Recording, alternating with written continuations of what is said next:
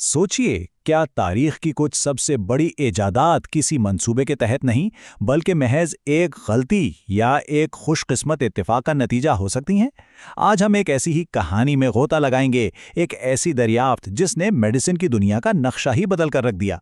और ये सब कुछ हादसात के एक सिलसिले की वजह से हुआ, जिसने आगे चलकर लाखों जानें बचाईं। ये वो बुनियादी सवाल था जिसने पुराने जमाने के डॉक्टरों को परेशान कर रखा था, और यही हमारी आज की कहानी की जड़ है। जरा इस दौर का तसव्वुर करें जहां इन्फेक्शन का इलाज करने की कोशिश अक्सर मरीज की हालत को और ज्यादा बिगाड़ देती थी, जहां शिफा के बजाय इलाज खुद मौत का सबब बन सकता था। ये एक खौफनाक हकीकत थी। तो हमारे हीरो के मैदान में आने से पहले मेडिकल की दुनिया एक बहुत बड़ी मुश्किल में फंसी हुई थी। डॉक्टरों को अपने दुश्मन का तो पता था, यानी जरासीम, लेकिन मसला ये था कि वो इससे खुद को नुकसान पहुंचाए बगैर शिकस्त नहीं दे पा रहे थे। तो देखें, इस वक्त दो बड़े नजरियात एक साथ काम कर रहे थे। एक तरफ लुई पास्चर ने यह साबित कर दिया था कि छोटी छोटी नजर ना आने वाली मखलूक यानी जरासीम बीमारियों की वजह हैं। दूसरी तरफ जोसेफ लिस्टर ने हल पेश किया कि इन जरासीम को कार्बोलिक एसिड जैसे ताकतवर केमिकल से मार दिया जाए। ये एक बहुत बड़ी पेशरफ्त थी, लेकिन इसमें एक बहुत बड़ा मसला छुपा हुआ था। अब देखें, जरासीम के खिलाफ जंग में जिस्म के अंदर भी तो एक फौज है ना। इसे कहते हैं ल्यूकोसाइट्स, यानी हमारे खून के सफ़ेद खुलिये। ये हमारे कुदरती मुहाफिज हैं जो किसी भी हमलावर जरसूमे को ढूंढकर ख़त्म करने के लिए हर वक्त तैयार रहते हैं। लेकिन ज़रा सोचिए, क्या हो अगर इलाज ही अपनी फौज पर हमला कर दे। और यही तो सबसे बड़ा अलमिया था।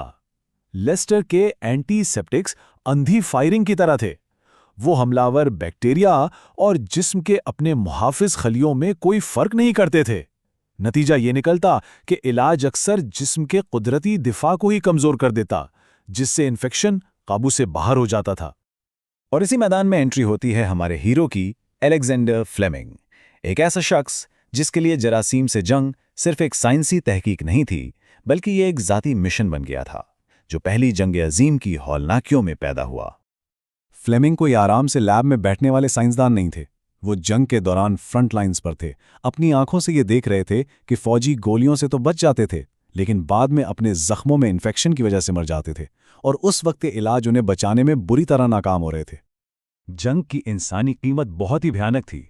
70 लाख से ज्यादा अमवात, और उनमें से बहुत सारी अमवात बराह रास्त हथियारों से नहीं, बल्कि उन जानलेवा इन्फेक्शंस की वजह से हुई जिनका उस वक्त कोई मौसर इलाज नहीं था। हालात इतने खराब थे कि फौज की मेडिकल सर्विसेज के डायरेक्टर जनरल ने मायूसी में कहा, हम इस जंग में कुरूने वुस्ता के सेप्टिक इन्फेक्शंस की तरफ वापस चले गए हैं। यानी ये तरक्की के बजाय पीछे जाने जैसा था, एक ऐसे मसले का सामना करना जो वो समझते थे कि वो पीछे छोड़ आए हैं। तो अब आते हैं फ्लेमिंग की पहली और थोड़ी अजीब सी दरियाफ्त पर। यह असल हल तो नहीं था, लेकिन ये एक इशारा था, एक सबूत कि उनका जादुई गोली का ख्याल शायद हकीकत बन सकता है। साइंस कभी कभी बहुत ही अजीब जगहों से निकल आती है। साल था 1922 का। फ्लेमिंग को नज़ला जुकाम था, और अपने तजस्सुस की वजह से उन्होंने कुछ ऐसा करने का फैसला किया जो शायद थोड़ा अजीब लगे। उन्होंने अपनी नाक से निकलने वाली रतूबत को एक ऐसी प्लेट पर रखा जिस पर बैक्टीरिया उगाए गए थे, और जो उन्होंने देखा वो हैरान कुन था। जिस जगह पर वो रतूबत थी, वहां के सारे बैक्टीरिया मर चुके थे। फ्लेमिंग ने इस मादे को लाइसोजाइम का नाम दिया। ये एक इनकलाबी चीज थी, क्योंकि ये पहला सबूत था कि कोई ऐसा एंटीसेप्टिक हो सकता है जो सिर्फ दुश्मन को मारे और दोस्त को कुछ ना कहे। लेकिन एक मसला था, लाइसोजाइम ज्यादा खतरनाक जरासीम के खिलाफ काम नहीं करता था। और अब हम उस लम्हे की तरफ बढ़ रहे हैं जिसने सब कुछ बदल दिया। एक और इत्तेफाक, लेकिन इस बार इसके नतायज तिब की दुनिया में एक जलजला लाने वाले थे। मंजर कुछ यूं है, फ्लेमिंग छुट्टियों से वापस आए हैं और उनकी लैब, जो अक्सर थोड़ी बिखरी रहती थी, बैक्टीरिया की प्लेटों से भरी पड़ी है। वो इन्हें एक एक करके साफ कर रहे थे कि अचानक एक चीज पर उनकी नजर ठहर गई। हुआ ये कि एक प्लेट पर फफूंदी लग गई थी।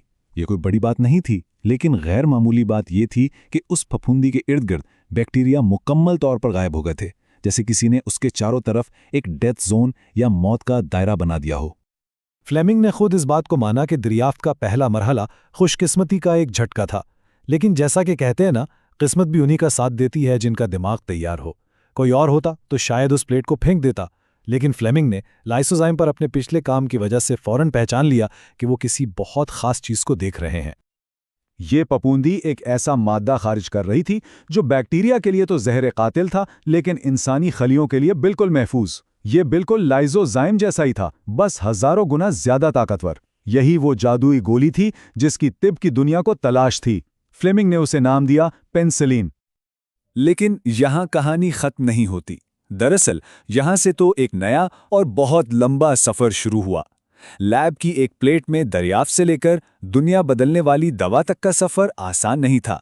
फ्लेमिंग ने दरवाजा खोला था, लेकिन इससे गुजरने के लिए एक पूरी टीम की जरूरत थी। तो ये एक जबरदस्त टीम एफर्ट था।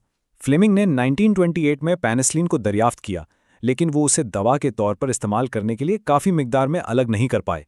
फिर एक दहाई बाद 1941 में ऑक्सफोर्ड यूनिवर्सिटी की एक टीम ने, जिसकी क़ियादत फ्लोरी और चेन कर रहे थे, उसे खालिश शक्ल में हासिल करने का तरीका ढूंढ निकाला। और फिर अमेरिकन लैब्स ने उसकी बड़े पैमाने पर पैदावार शुरू की, जो ठीक दूसरी जंग अजीम के वक्त काम आई।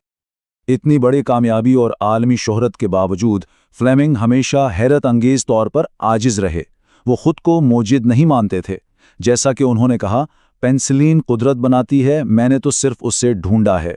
वो समझते थे कि वो बस एक खुशकिस्मत इंसान थे जो कुदरत के एक राज से टकरा गए। पेनिसिलिन का असर नाकाबिले तसव्वुर था। उसने न सिर्फ जंगों में अनगिनत जानें बचाईं, बल्कि सर्जरी को बेहद महफूज बना दिया और नुमोनिया जैसी बीमारियों का इलाज मुमकिन बनाया। इसने दरहकीकत एंटीबायोटिक्स के दौर का आगाज किया। लेकिन फ्लेमिंग के नज़दीक उनकी असल मिरास पेनिसिलिन नहीं थी।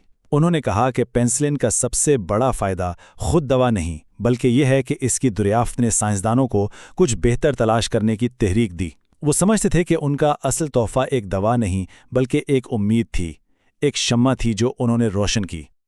फ्लेमिंग की कहानी हमें एक चीज़ ज़रूर सिखाती है कि अजीम दरियाफ्तें अक्सर गैर मुतवक्का जगहों से बेतरतीबी और इत्तेफाक से जन्म लेती हैं, और ये हमें सोचने पर मजबूर करती है। हमारे इर्द गिर्द कुदरत में और कितने ऐसे ही जान बचाने वाले राज छुपे हैं जो बस एक तैयार जहन के मुंतज़िर हैं कि वो उन्हें देख ले।